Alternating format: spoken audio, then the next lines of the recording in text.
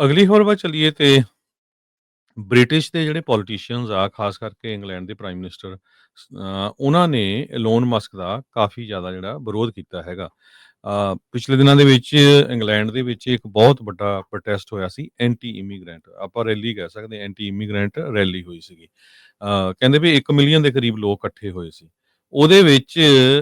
ਪਰ ਯੂਕੇ ਦੀ ਜਿਹੜੀ ਗਵਰਨਮੈਂਟ ਆ ਉਹ ਕਹਿ ਰਹੀ 1 ਲੱਖ ਦੇ ਕਰੀਬ ਸੀਗੇ। ਜਿਹੜਾ ਉਹਨਾਂ ਦਾ ਫਾਰ ਰਾਈਟ ਕੈਂਪੇਨਰ ਹੈਗਾ ਟੋਮੀ ਰੋਬਿਨਸਨ, ਉਹਨੇ ਰੈਲੀ ਜਿਹੜੀ ਆ ਆਰਗੇਨਾਈਜ਼ ਕੀਤੀ ਸੀਗੀ।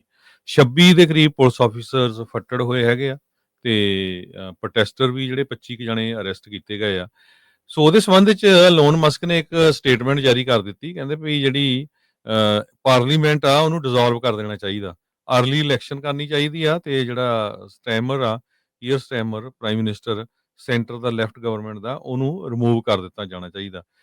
ਤੇ ਨਾਲ ਹੀ ਇਹ ਕਹਿਤਾ ਵੀ ਵਾਇਲੈਂਸ ਵੀ ਤੁਹਾਡੇ ਬਹੁਤ ਆ ਰਹੀ ਹੈ, violence is coming to you, you either fight back or you die. So ਇਦਾਂ ਦੀ ਜਿਹੜੀ ਸਟੇਟਮੈਂਟ ਆ ਉਹ ਜਾਰੀ ਕਰ ਦਿੱਤੀ। ਸੋ ਜਦੋਂ ਤਾਂ ਇਜ਼ਰਾਈਲ ਦੇ ਵਿੱਚ ਜਾਂ ਹੋਰ ਕੋਈ ਉਹਦੇ ਬਾਬਤ ਇਦਾਂ ਦੀਆਂ ਸਟੇਟਮੈਂਟਾਂ ਜਾਰੀ ਹੁੰਦੀਆਂ ਤੇ ਫਿਰ ਉਹ ਕਹਿੰਦੇ ਆ ਵੀ ਦੇਖੋ ਜੀ ਆਹ ਕਰਦੇ ਆ। ਤੇ ਜਦੋਂ ਹੁਣ ਐਲੋਨ ਮਸਕ ਨੇ ਸਟੇਟਮੈਂਟ ਜਾਰੀ ਕੀਤੀ ਆ ਤੇ ਉਹਨੂੰ ਦੇਖਦੇ ਹੋਏ ਫਿਰ ਹੁਣ ਇੰਗਲੈਂਡ ਦੀ ਸਰਕਾਰ ਨੇ ਇਹ ਕਿਹਾ ਵੀ ਇਹ ਬਿਲਕੁਲ ਰੋਂਗ ਹੈਗੀ ਆ, ਇਹ ਫੇਅਰ ਨਹੀਂ ਹੈਗੀ।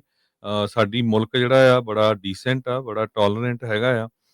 ਲਾਸਟ ਜਿਹੜੀ ਕਹਿੰਦੇ ਚੁਆਇਸ ਬ੍ਰਿਟਿਸ਼ ਪੀਪਲ ਦੀ ਲਾਸਟ ਥਿੰਗ ਹੋਊਗੀ ਵੀ ਉਹ ਜੇ ਕਿਸੇ ਦੇ ਜਿਹੜੇ ਇਨਫਲਾਮੇਟਰੀ ਲੈਂਗੁਏਜ ਆ ਉਸ ਨੂੰ ਜਿਹੜੀ ਆ ਕਿਸੇ ਤਰ੍ਹਾਂ ਪ੍ਰਵਾਨ ਕਰੇ।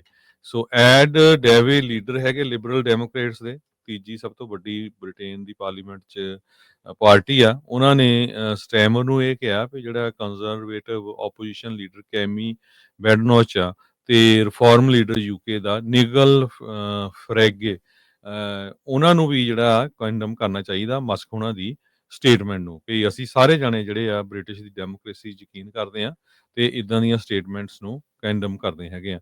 ਤੇ ਪਰ ਉੱਥੇ ਦੇ ਲੋਕ ਵੀ ਆ, ਉਹ ਕਹਿੰਦੇ ਵੀ ਜੋ ਐਲੋਨ ਮਸਕ ਹੈ ਇਹਨੂੰ ਰੈਪਰੀਮੈਂਡ ਕਰਨਾ ਚਾਹੀਦਾ, ਇਹਦੇ ਅਗੇਂਸਟ ਵੀ ਕੁਛ ਨਾ ਕੁਛ ਜਿਹੜੀ ਆ ਤੁਹਾਨੂੰ ਸਟੇਟਮੈਂਟ ਜਾਰੀ ਕਰਨੀ ਚਾਹੀਦੀ ਆ, ਕਿਉਂਕਿ ਐਕਸ ਦੇ ਉੱਤੇ ਹੁਣ ਇਦਾਂ ਦੀ ਜਿਹੜੀ ਸਟੇਟਮੈਂਟ ਆ ਉਹ ਦਿੱਤੀ ਹੈਗੀ ਆ। ਜੀ ਜੀ ਬਿਲਕੁਲ।